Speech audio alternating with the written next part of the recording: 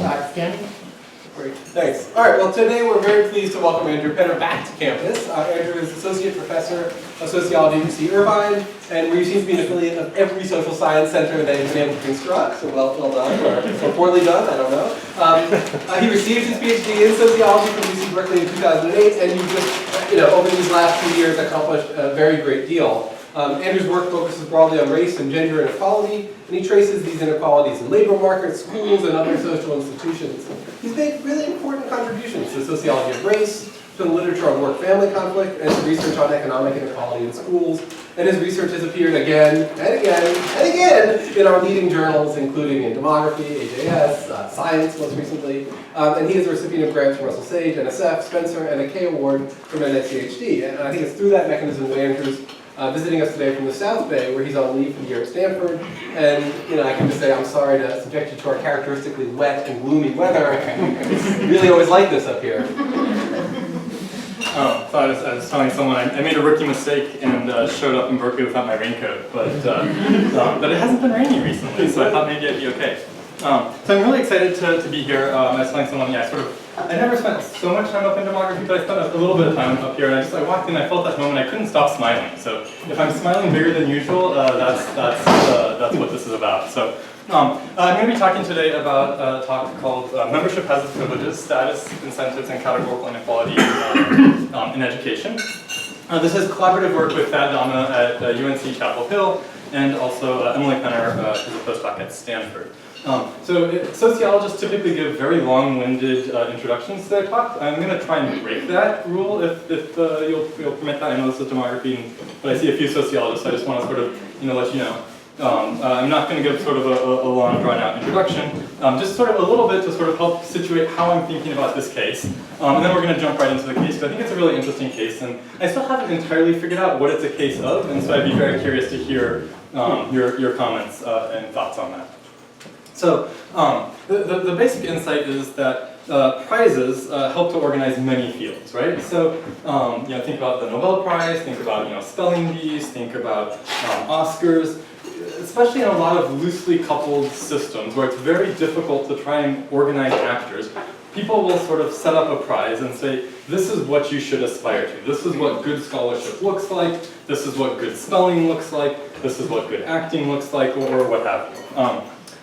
And we draw on a sociologist who says, one of the things that sort of prizes you is a sort of a rite of initiation, right? So the act of conferring a prize, we're going to argue, is sort of at the same time expressing someone's identity to sort of everyone. So think about knighthood, you're sort of making someone a knight when you sort of dub them, but you're also sort of expressing it to everyone at the same time, right? So it's sort of you're conferring and expressing under sort of this public-private thing that's happening, and it's, lots more has been written about this, but that's sort of the basic insight.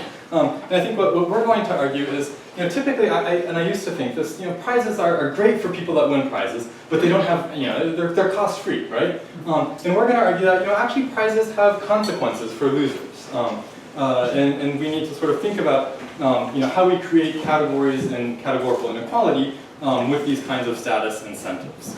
So that's sort of the very brief theoretical overview. And I should note, I am a sociologist, but I hang out with lots of demographers, so at any point feel free to flag me down. I think I don't need to say that here, but just in case people are feeling shy, please don't.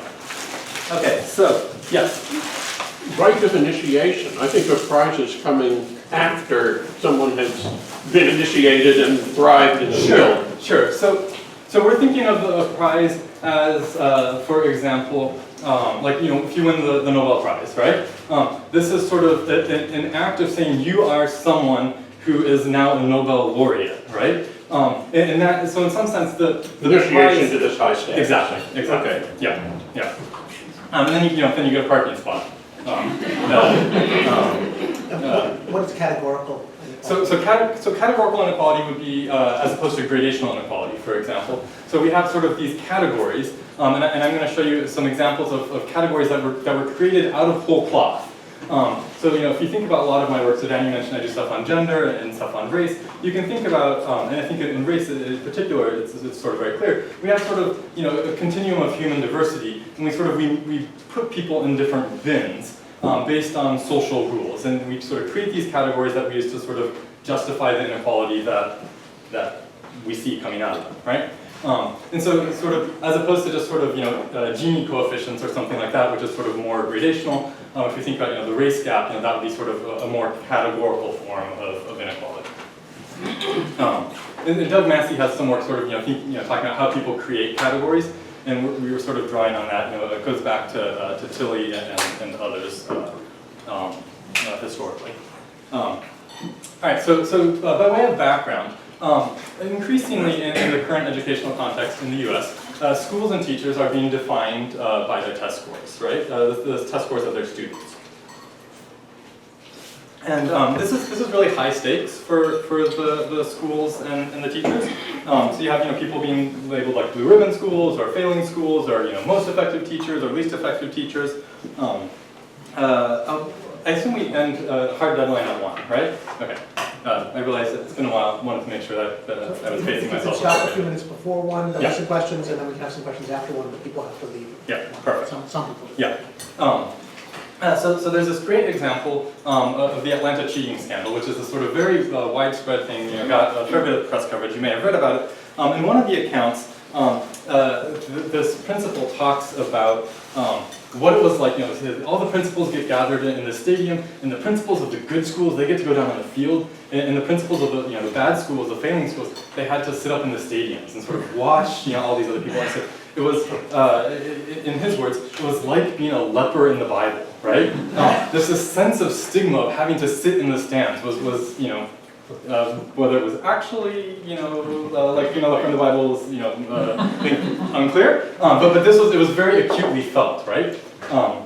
And yet, these tests that teachers and administrators are being judged by, they have oftentimes very low stakes or no stakes for students, right? And so if you were an administrator who wanted to sort of say like, I don't want to be like this leper in the Bible, you might try and figure out some way that you can incentivize these tests for your students, in part because, there's a lot of work that suggests, if you take, for example, NAEP tests, which have no stakes, and you give, students some, very small incentive, they do a lot better, right? And so you might say, well, I need to give my students some skin in the game here, right? This is what led to the color-coded ID card program that I'm going to be telling you about, which was established fall of 2010 and 2011. So these two Sudden Valley Unified, this is a pseudonym, in case that wasn't obvious, high schools decide that they're going to give color-coded ID cards, and these are going to be based on this CST scores, right? So the CST is the California Standards Test. It's previously no stakes for students in these high schools. But this is what the administrator was being judged by, and this is what the teachers, what the administrator was using to judge the teachers, right? So how does this work? Well, so the bottom 60% of students are going to get a white card, right? So they get sort of a plain white ID card.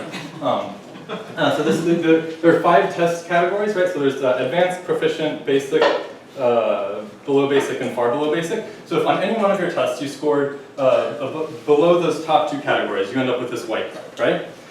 So the next 30% are going to get this gold ID card, right? And then the top 10% are going to get this platinum ID card, right? And you wear these cards, or school safety, you have to be identified. So you wear these ID cards around with you at all times. And in addition, you get a matching homework planner because the ID cards aren't quite large enough to make your category membership obvious, right? So this is a picture of someone showing the gold ID card or the gold planner with the compared to the white planner, right? So in addition to just marking people with these different categories, they also are going to add some incentives to them, right? So some things are fairly innocuous, like discounts to prom or a home football game. If your football team's not that good, then is it really how much does this really matter, right? Then there's some things like special awards banquets where they sort of bring students in and say like, hey, you can have a special lunch with the principal. Again, unclear.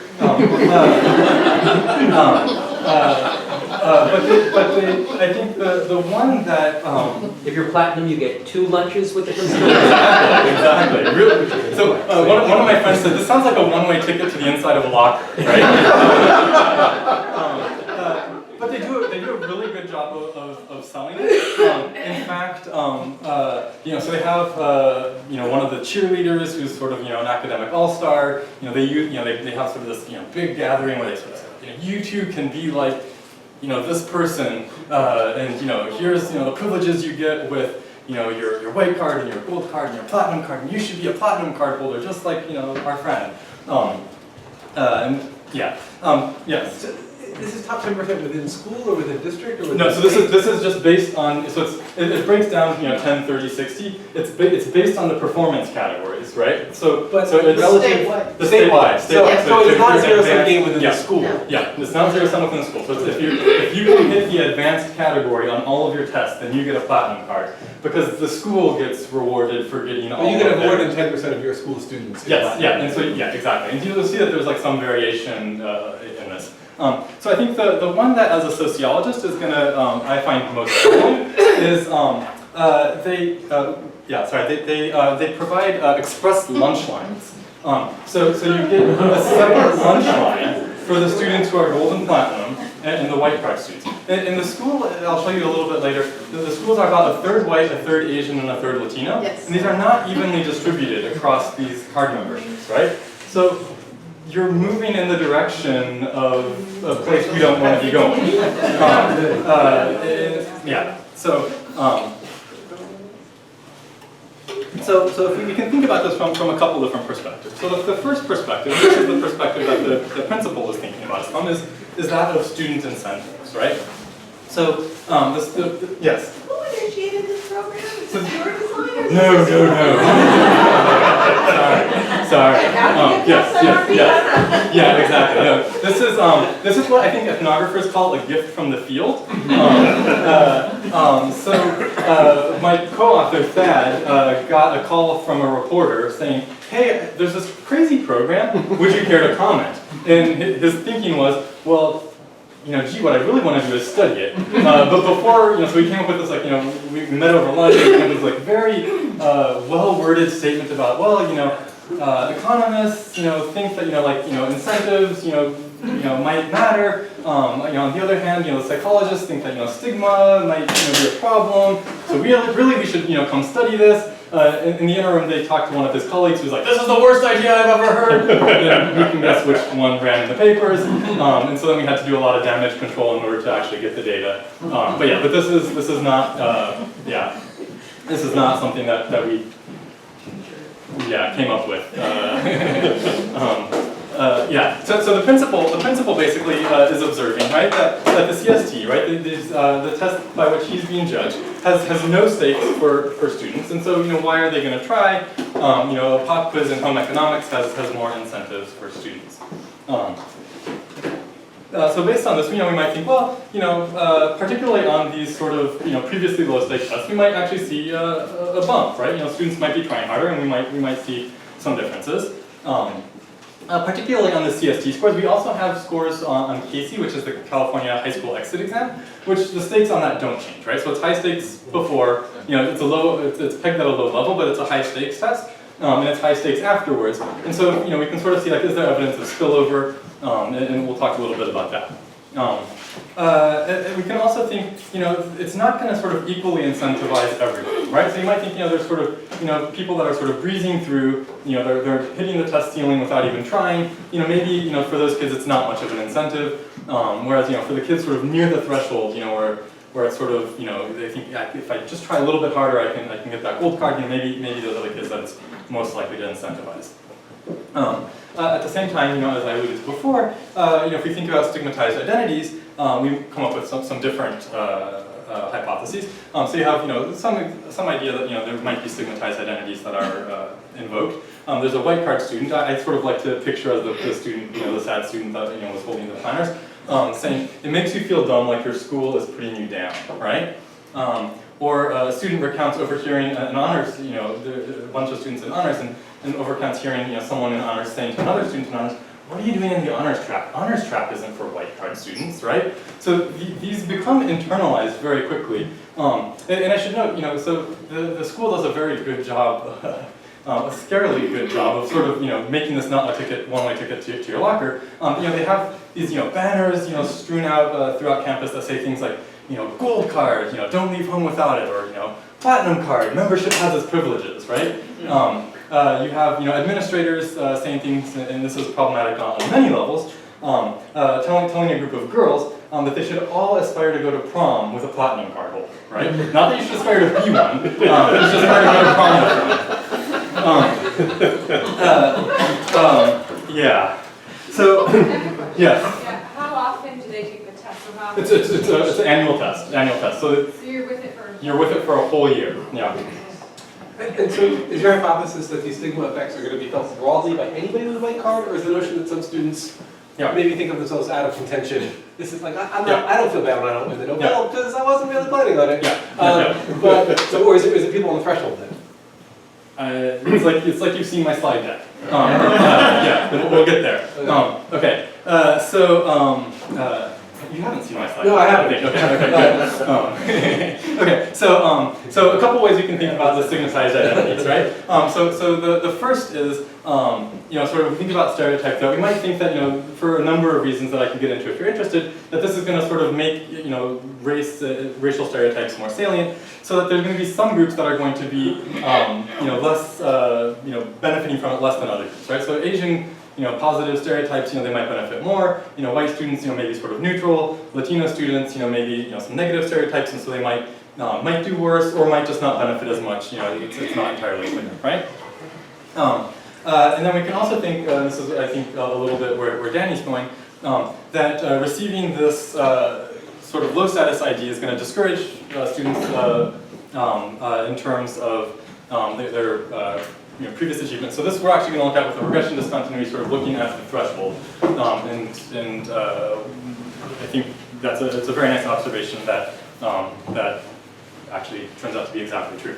So data, we have basic administrative, So the story you've given is that the administration has all this kind of 1,000 years of marketing experience to brainwash the students. Is there any agency on that part of the students in terms of making the gold and platinum card holders uncool, and or is it all just beyond their power to really influence?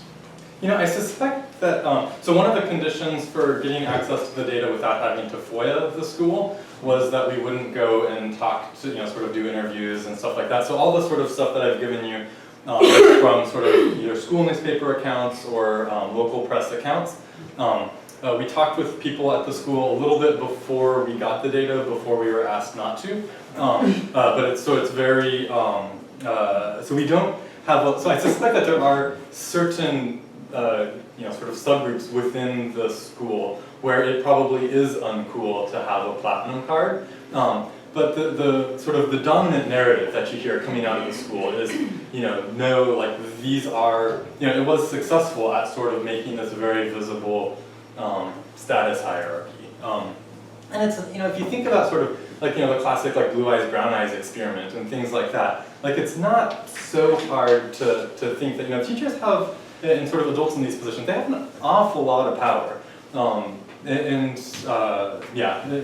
So I suspect that there is some resistance in some pockets, but we don't see too much evidence of that. Okay, so basic, sort of demographic characteristics and sort of transcript data and test scores. I noted earlier, sort of there's the exit exam and the sort of different CST tests, right? Which is going to become important. We'll also look a little bit at GPA.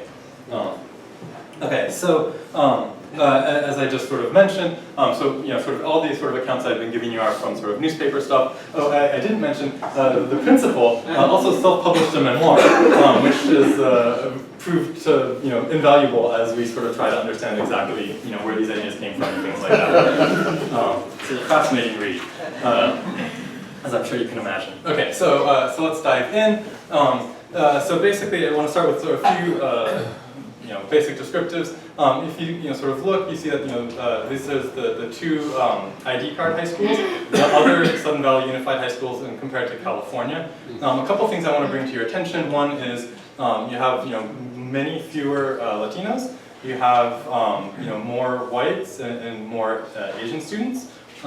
It's a relatively affluent school, and I think that so this is the API test. So this is sort of the test that they use to sort of if, I don't know if you caught on the homework planner that said like API and then a number. This is the sort of what if you sometimes drive by billboards in Southern California outside the schools, they'll sort of brag on this number, right? So this is sort of the summary score, and these schools are doing very well, right? They're at about the 90th percentile of California schools. So these are not failing schools that are trying to motivate students out of fear of getting shut down. These are schools that are looking to more affluent suburbs nearby and saying we want to be like that school or schools with selective admissions policies and doing things there, right? So it's sort of how we construct our comparison group becomes very important. As I noted before, 60% is roughly like a 60-30-10 breakdown in terms of white, gold, and platinum. It varies considerably across the race groups. Not huge differences by gender. Yeah. I just had a quick question. That third school in the district that didn't. Oh, so it's, these are it's actually it's I think 8 other schools combined. Okay. Yeah. Oh, okay. So Yeah. 2 chose to, 8 Yeah. chose not Yeah. to. Do you have any insight into why the Yeah. high-performing schools chose it and the Yeah. other schools didn't? So the program was designed by the principal at I think it was Live Oak and his assistant principal, who went on to be the principal of the other school that adopted it. So it's sort of this, very charismatic ex-football coach, and you can kind of, that sort of, once I learned that, like the whole thing started to make a little bit more sense to me.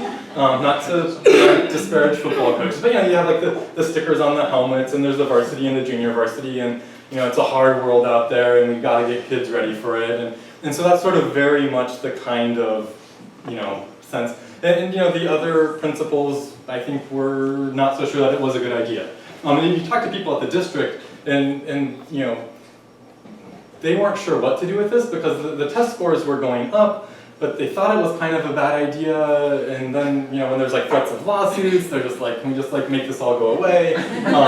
Yeah. So it's like the politics of all this, I think, are very interesting. It's also striking, and it's not unlike California, this difference between below proficient, proficient, and advanced. I mean, the passing levels on these tests are scaled in that way in the state. Yeah. Which is sobering as a parent to start realizing that when you get these report cards back. Yeah. But that's different. Yeah. Yeah, and I think one of the places I want to end up is I think this is in some ways emblematic of the society that we live in, and this just sort of peels back the curtain and makes us realize like. I was talking with someone earlier about frequent flyers, right? And you sort of line up in your 1s and 2s, and then there's the 3, 4, 5s. And you just assume like, well, of course, the 1s deserve it more, and it's like, well, maybe not actually, right?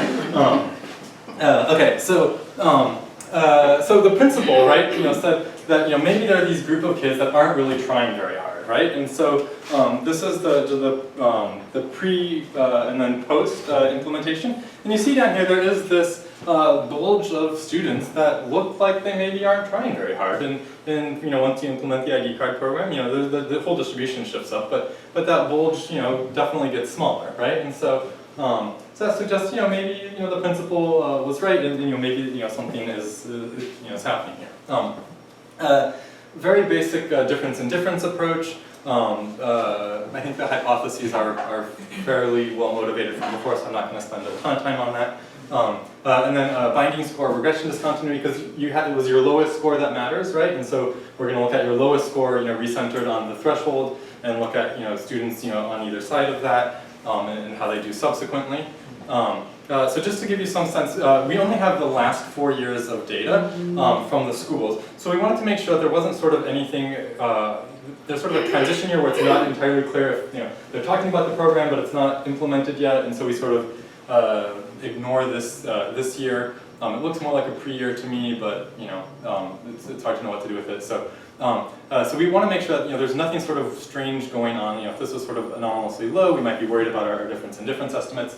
And we do see that there's a sort of steeper trajectory of growth even before, but the period of the sort of rate of growth afterwards is double what it was in the pre-period. So we're not too worried about that. But the difference in difference stuff, I want to say, we have very limited covariates. We're not going to make any sort of strong causal claims. We're just going to say, it seems like it's growing more than you would expect given trends in contemporaneous schools. So when we sort of introduce our controls for the 4 years, we see something very similar. So basically, we're going to say, what's the difference between this, and compare that to the difference between here and here, and that's going to be sort of our estimate, right? Could you say that again? Yeah. So we're saying, so here's the ID card school, right? So we're going to say, here's the ID year 1, and we're going to compare ID year 1 to pre-ID, and we're going to in the treatment schools, and we're going to compare that difference with the difference between ID year 1 and pre-ID in our control schools. And that's going to be our difference in difference estimate. And can we just go back to the long-term trend? Yeah. And the control schools are the other Sudden Valley high schools? Other Sudden Or Valley they are high matched schools. in some way? I mean, we've put none of them are particularly good matches. Yeah. So, yeah. It seems like I draw a straight line between the first point, the last point in pre-ID, and the final point. Yeah. And it seems like I could do that also on the... Sorry, you mean in the control schools or on in the the ID schools? In the ID schools. I mean, that's a very selective line. So I've actually done this. But I'm kicking myself now for taking that line out because the last time I gave that talk, the line confused people. When you have that line in there, all of these are below the line, right? I mean, it's eyeballing it, Yeah. right? And it's hard to know. This is why we don't put too much stock in the difference in difference estimates. It's sort of, they are what they are. They're the best that we can do, I think. But if other people have other ideas. I mean, the control schools are very flat. Yeah. It just seems weird. Yeah. There's a definite trend in your ID schools. This is it is trending up in California. Scores are increasing in California and in the control schools, but not at nearly the same rate. Yeah, yeah, it's a concern. It's a concern, and if you have, I mean, we've thought about other things, but nothing that was entirely satisfying. But if you have thoughts, I'm curious to hear them. Yep. Are these schools large enough that these really take changes? It's not just a few students that can swing this? Yeah, so they're fairly large schools, right? You have, several thousand kids, or, 2,500 in each, so, it's, I'm used to working with, data on, all of Slovenia, which, Slovenia is admittedly a small country, but, it's more than a few thousand, so, yeah. So anyways, so if we just sort of take these estimates at face value, what you see here is sort of in blue you have for ELA, and then in gray for math, the first and second year, and you see that the CST scores are going up in both cases. You don't see a huge difference, which you sort of saw in the picture, right? You don't see a huge difference between year 1 and year 2, which I think is kind of interesting.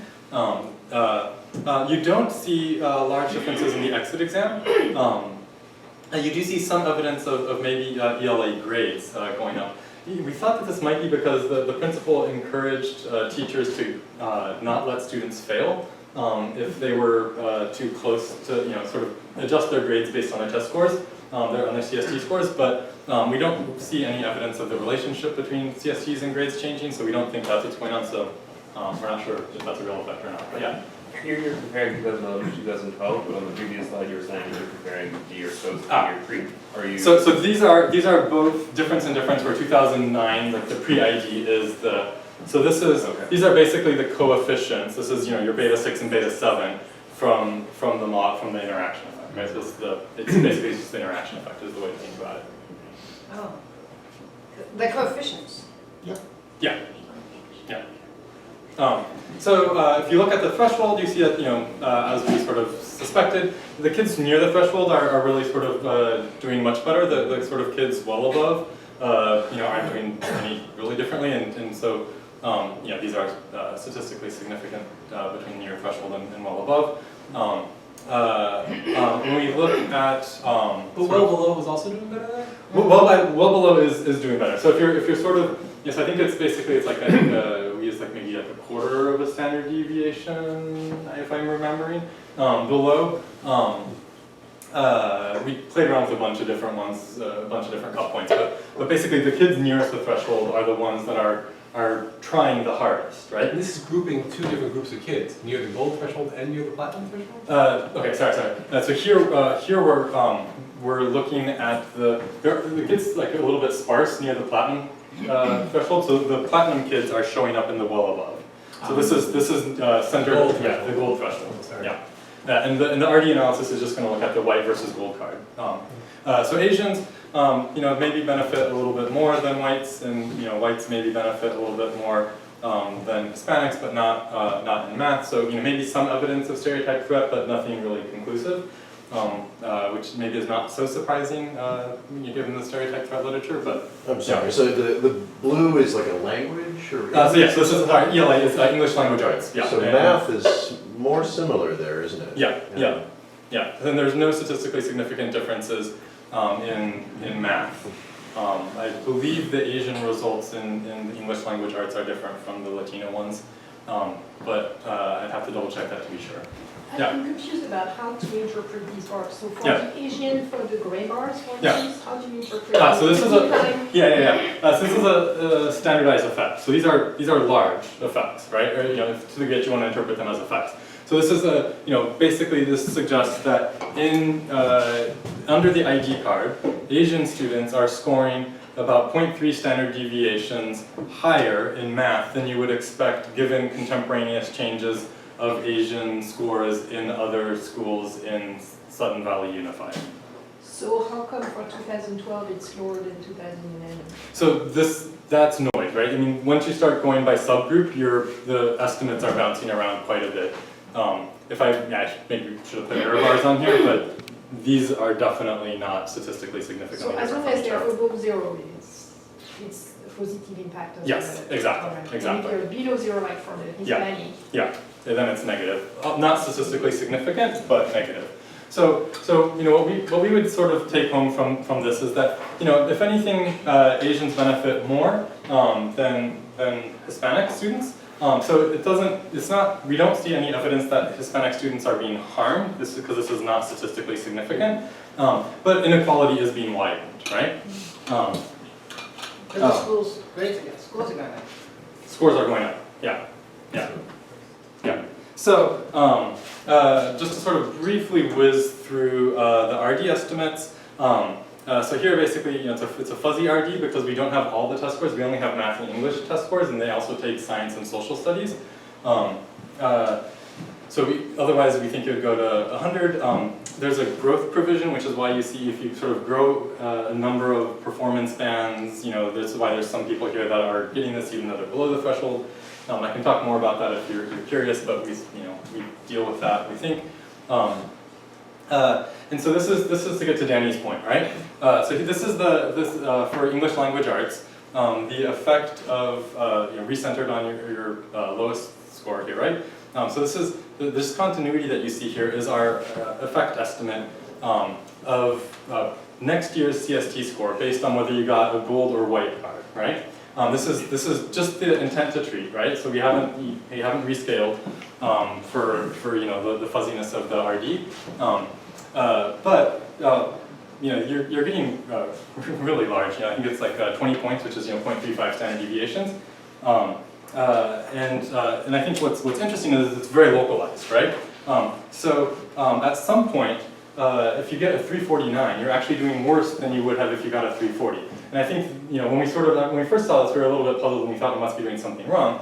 And then we started thinking about it more, and we came to the insight that Danny had, which is if you lose a football game, I guess Cal just beat Texas because the kicker missed an extra point, right? That kicker is probably, no pun intended, literally kicking himself, right? Or figuratively kicking himself for missing that extra point. Whereas if they had lost by 30 points, the missing the extra point just isn't, doesn't sort of weigh on you the same way, right?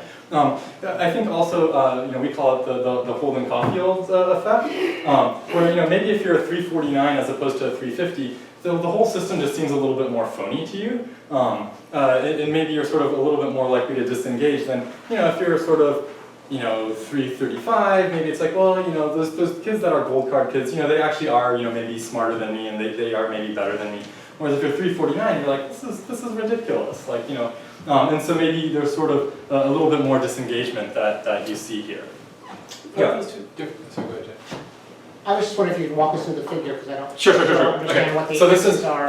okay, got it. Okay, so this is, yeah, good call. I assume some knowledge of regression discontinuity, which is not true at all in sociology. Okay, so this is your prior year, your lowest prior year test score, recentered at the threshold that determines whether you get a gold card or a white card, right? But platinum sits in the middle. Oh no. Platinum is at the very top. Platinum is at the very top. So the platinum kids are going to be somewhere up there. Okay, never mind. Yeah. Fine. Yeah, and we would love to do something with the platinum card kids, but the RD I think it's tough because of density stuff. But to the degree that we can, it looks something like this.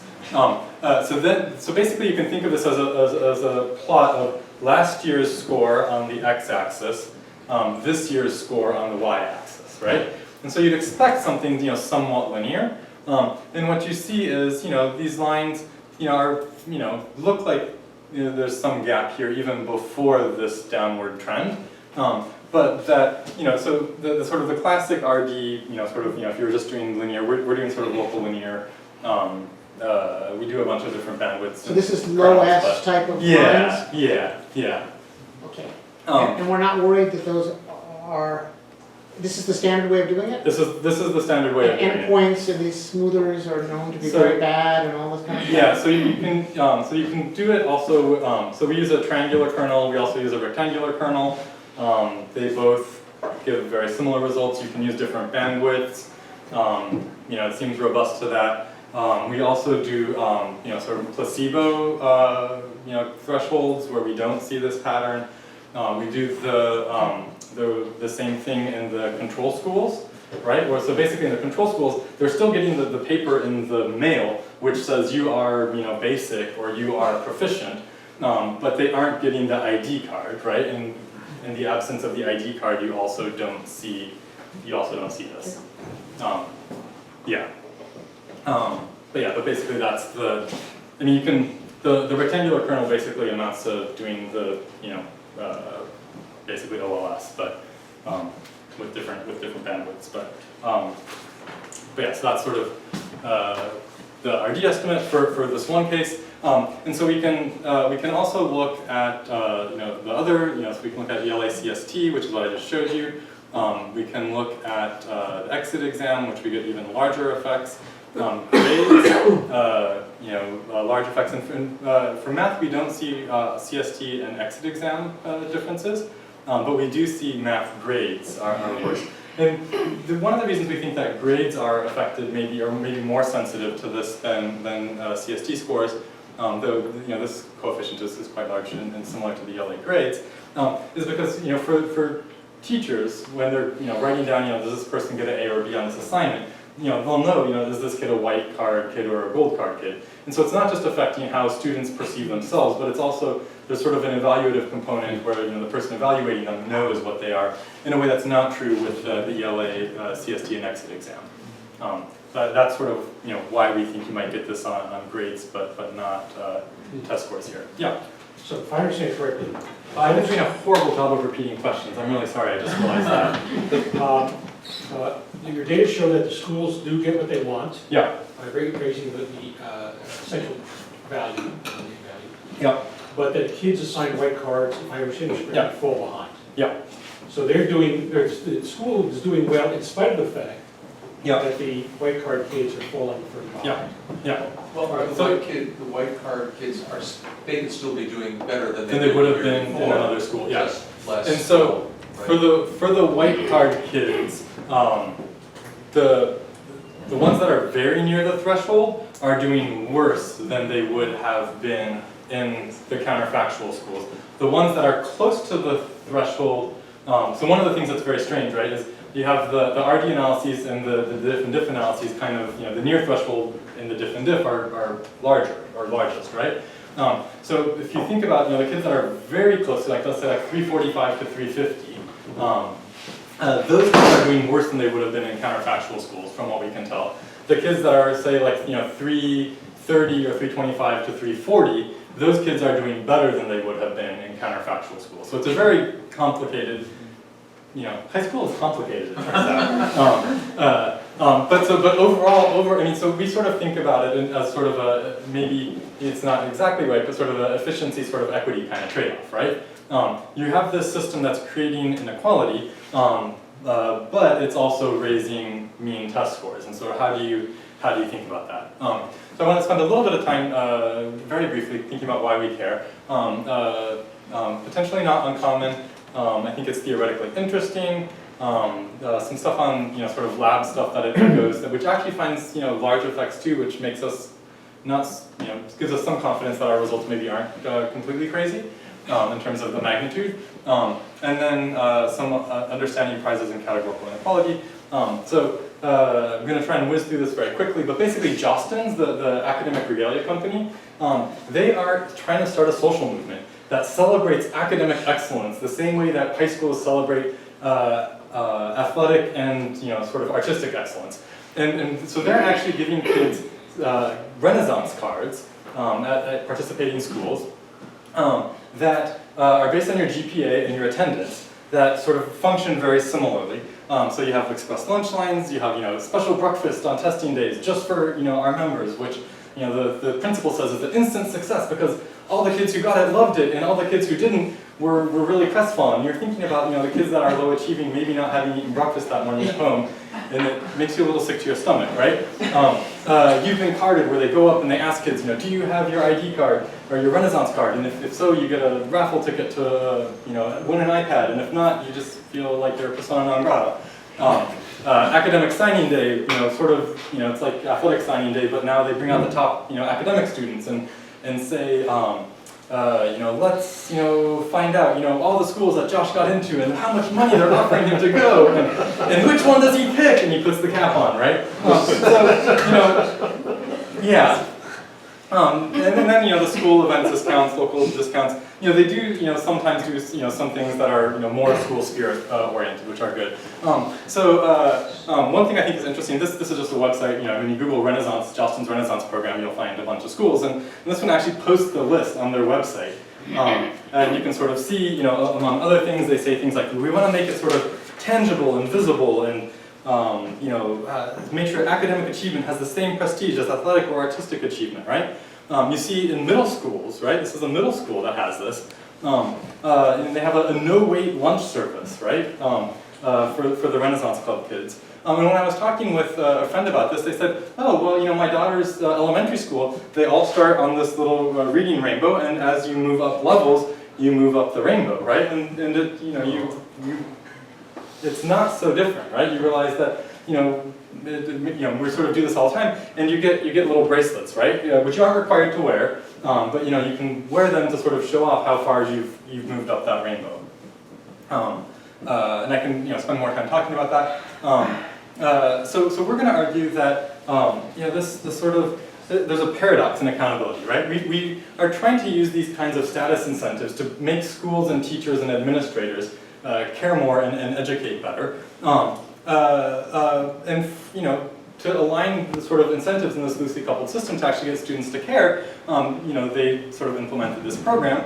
And from an administrator's perspective, they work, right? As Claude was saying, the sort of mean achievement goes up, right? But at the same time, they're sort of reinforcing these sort of inequalities. And I think we can think about sort of the way we label at the organizational level as necessary, right? You wouldn't have had to, you can think about incentivizing at the individual level in different ways, but the sort of the status sort of organization at the group level, I think, is necessary in order to get people to sort of organize their behavior in this way, right? So to think about it this way, if no one cared about the platinum cards, or if they wanted white cards instead, it wouldn't work, right? We'll skip over this. As Danny sort of mentioned, I think the losers who nearly won, I think, are sort of a group that we need to think about when we think about giving prizes. I used to give a prize for the best paper in my class just because I figured it's cost-free, like it helps someone, it doesn't hurt anyone. But now I start to wonder, well, maybe that's actually not a good idea. I also think that. Oh, sorry, go ahead. Yeah. I mean, except for the public aspect of this, aren't all grades this way? Sure. So and if you think about like honor rolls, right? My second cousins lived in a small town in Kansas. The local newspaper published the honor roll, right? And that's not so different, right?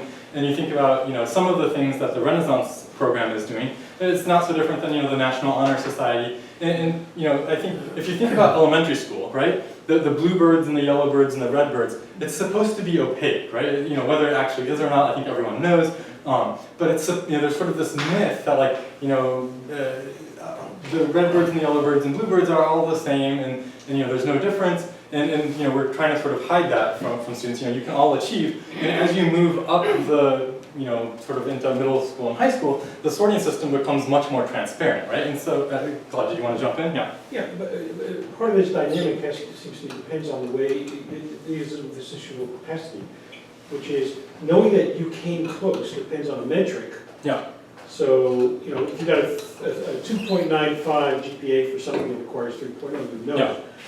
But on the other ones, it's not clear, so you don't have, part of the model is having category people who know that they are at the threshold and fell below it. Right? And some metrics you won't have that. Some categorizations you won't have it. Right. Yeah, and so I think, you can think about the metrics, I think, also becoming much more transparent as people move, why are you a red bird and not a bluebird? It's not, in some schools, like in Irvine, like it's actually like, you scored this and therefore you're, but I think in many schools it's less clear, whereas by the time you're getting into, college admissions and places like that, people I think are fairly explicit, like, well, there's someone's Ivy League material, that means they're, in some ways maybe better than, this kid that's going to, the not Ivy Leagues or, to Cal State or junior college. There's sort of this pecking order that I think is very clear to everyone. Yeah. A different interpretation of that drop-off just below the cut point might be that the school had invested heavily in trying to shift the mean accomplishment of a group of children near that. And that in a way, what you've got is kind of regression to the mean, but it's intensified by having had extra input for the kids at the margin, which schools absolutely do. So, I don't know if this school did, but schools the do. teaching to the test is a huge thing. Jen Jennings has some great work on that. Though I would think the kids who just missed would get the most attention the next year, because it's here's a kid that got 349. If we can move this kid just a little bit, like then they're gonna do better. So I would have thought that, like, to the degree that there's teaching to the test in the subsequent years, it would have the sort of the near. It explains the near threshold difference and difference effect, but I think that. Yeah, I'm not sure. Well, I guess I wasn't necessarily thinking about teacher behavior within the classroom. I was actually thinking of explicit instructional resources, extra tutors brought in, Right. Which, schools actually channel their funds towards having extra instruction. And that can be a secular change from year to year. Right. And we, as and far that as, might show up in budgets, quite honestly. Yeah. As far as I know, I haven't, in the memoir and other places, we find no evidence of that, but it's certainly possible. But related to what you just said, maybe the teachers concentrate their resources on that group of kids. Maybe then there is a sensitivity effect, which is that you don't have a lot of students, you don't have a long time frame, so then you have this group of students who are near, in the previous test, they were really near the threshold, but in that group, there were kids who were just lucky. They were not really good students, they were just lucky, and those who really were, really close, and so the teachers invest in these kids who pass up, and the other ones, well, maybe this time they're not lucky and they fell down. So it's not necessarily sure. So the regression discontinuity depends, right, on there being basically luckiness, right? So the idea is the test score at this threshold is measured with error, right? And so the kid that gets a 349 is no different than the kid that gets a 350. right? It's just, there's, some error in the test, and if you gave it to them again, they might be reversed, right? So that's where you actually get the inference from. The idea that, so I guess, yeah, you could get, and I haven't done enough with regression discontinuity to think about the mean reversion stuff, but I suppose it could, to the degree that, someone was a little high one year, maybe they're more likely to be a little bit low the next year. It's not something I've read about, but it's something that, yeah, you should think more about, yeah. I'm not familiar with the CST. I don't know how it's administered. I don't know exactly what is in that test. Yeah. I have been looking at a different problem, which is about athletic accomplishments where you end up on the podium or off the podium. And sometimes that margin is very tiny, and there is a hypothesis running around that people who are just off the podium are more likely to cheat.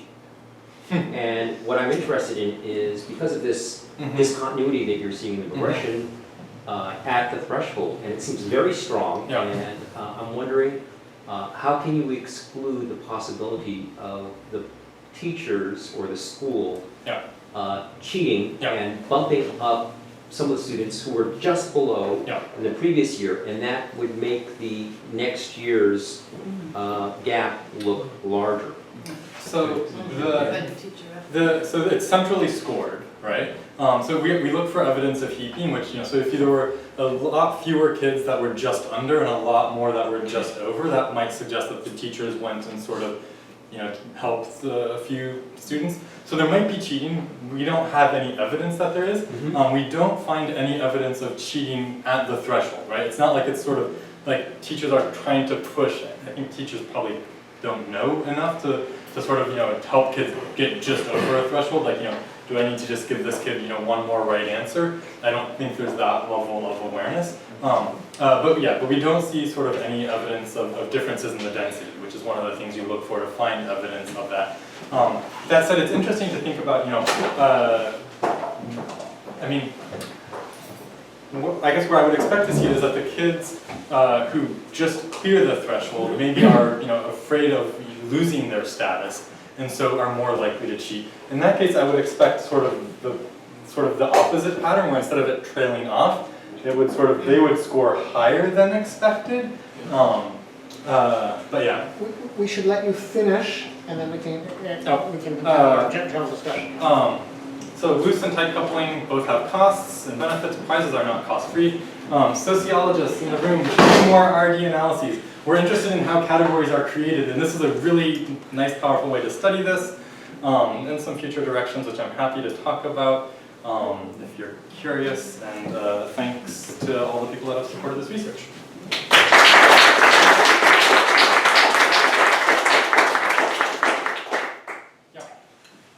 So I'm thinking of a couple of things that are sort of, stream from, not really directly related to what you've done here, but one is, I noticed that here at the university, there's been a change over the last 5 years, say, in terms of an increase in the idea that students have rights of privacy concerning their grades and performance.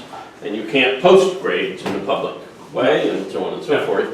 Is this just at higher education, or does this go down to high school? Isn't it a private and confidential fact how you performed on this stuff? That's the first question. The other is also related to something Danny said earlier, like, if there's some prize that's given very rarely, 1% to 10% or something, and you don't feel so bad, you don't get it. And I'm thinking here, well, this actually is what, 60, 30, 10, something like that are the cutoffs. Well, it's not that bad to be in the bottom 60%.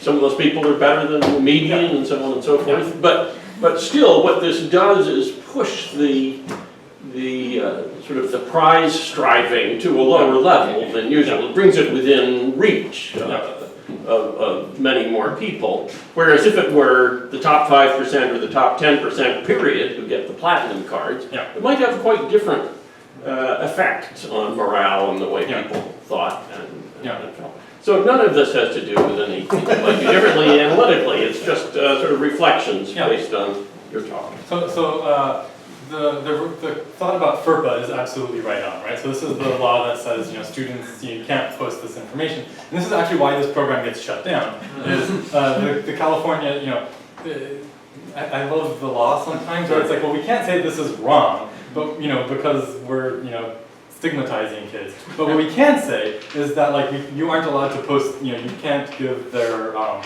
test, this is like some indication of their test score, and so that's obviously problematic. But as far as I tell, like that one high school, that I showed the website of, they list this, on their website, right? And, honor rolls, I think, maybe are not posted anymore, but, not too long ago, I think, were, right? And so I think there is some disconnect there. Certainly the outcry was about, how this affects, racial minorities, and the official rationale for it being shut down was, well, you can't, report test scores, right? So I think there's a disconnect there. And then the rare prizes, sort of, I think it's interesting to think about, at what level, you have sort of these different effects, and sort of, how prizes, affect subsequent behavior. I think there's a paper that suggests that, people that win the Fields Medal are much less likely to be productive later on, because they, try to be more creative and branch out and work in different areas. But that's an example of, like, a very small prize. So I don't know, like, to what degree you would expect to find something like this if you just motivated the very top people, or if you gave another another category at the 25th percentile. We're actually hoping to get data from some of the Jostens schools, which I think will have cut points at different points in the distribution, which might let us get at some of these things meta-analytically. But yeah, it's a great reflection. So a couple comments back there, and then Josh. Yeah. Well, thank you. I wasn't aware of these kind of programs. It's very interesting and very disturbing from maybe an educational perspective. I mean, if you think, basically what these schools are doing is that they're using some extrinsic mechanism to motivate their students, and this is what not schools are supposed to do. They're supposed to. So I was wondering what kind of programs exist, or maybe they don't exist in these schools at the educational level to work not just with the top students, but mostly with students who have lower achievement. What are these schools doing to take up those who are at the bottom and increase their achievement? And another quick, I was just wondering, parental responses? I mean, how parents... Okay, so to start with the parents, the parental response was very polarized, right? So you have, on the one hand, in the newspaper, one parent gets quoted as saying, my special needs kid, worked so hard to get his gold card and didn't want to come to school, like, stayed home from school for, like, weeks afterwards. Maybe it's only 1 week, but because he was afraid that when he went to school, now that this is blown up, that he's going to get his gold card taken away from him, and you can't do that to my kid, On the other hand, you have parents saying, like, my poor white card student is traumatized by the fact that they have a white card and all their friends have gold cards and they're being treated. So so the parental response is very mixed, as maybe not surprising. The students at the bottom, so one of the things that was talked about at some length when the principal would make his shtick was, look, our black and, they didn't have very many black students, but our black students are, doing so much better than the other Sudden Valley, black students, and our Latino students are doing, so much better than the other, Latino students, and so there was sort of this rhetoric around, like, this is helping everyone, and like, to the degree that they weren't, it's like, come on, like, whatever group, like, you can do better too, right? So there was, I think, the football coach style, like, he wanted to, get everyone on board with the program. But it was a very extrinsically motivated thing. And there's actually one of the Jostens people has done a master's thesis where they did interviews with a number of students, and they said, so what about this sort of motivates you? And the vast majority say, well, it's not the incentives, it's not the extra time with the teachers or whatever, it's the public recognition. Like, for them, it's all about the public recognition. So, yeah. This is fascinating. I had one question, and that is about the importance of the time span between getting assigned your card and getting another crack at moving up in the hierarchy. And so framing this as prizes are given annually or irregular, you know, there's a long time span. Yeah. But thinking about grades and performance on tests more generally, if you've fallen just below a threshold, but you get to take another test in a few weeks, and you have a chance of rising. So I'm just wondering, and thinking about generalizing to other settings and other cases, how important that time span is, and what you think about that theoretically. Yeah, no, that's a really good question. You know, I suspect that it's the having to live with your mistake for a whole year. I mean, that's one of the things that just really breaks your heart about it, right? On the other hand, you know, at some point, if you try, you know, so I have some students that study failure, right? Sort of, you know, course failure and you know, failure of, you know, meeting your own goals and things like this. And I suspect that it's, if you know, repeatedly fail, right? So, you know, you try and you're like, okay, like I have another test in a couple weeks, and then you don't do so on that. At some point, you know, I don't know that the ID card, you know, keeps you, like, I'm gonna try really hard in my next test, because it's like, well, I just, you know, bombed my last 3. You know, maybe there's, you know, some way to, like, you know, slip in a gold card just to, you know, it's like gambling, right? You sort of need intermittent rewards. But, you know, I don't know how we feel about that, right? It's yeah. But I think that's something that I haven't actually thought a lot more about, and I'd be curious to hear your thoughts on it too. But Josh? It's actually well beyond time, so I'll just ask you my question privately, but thank you very much, Andrew.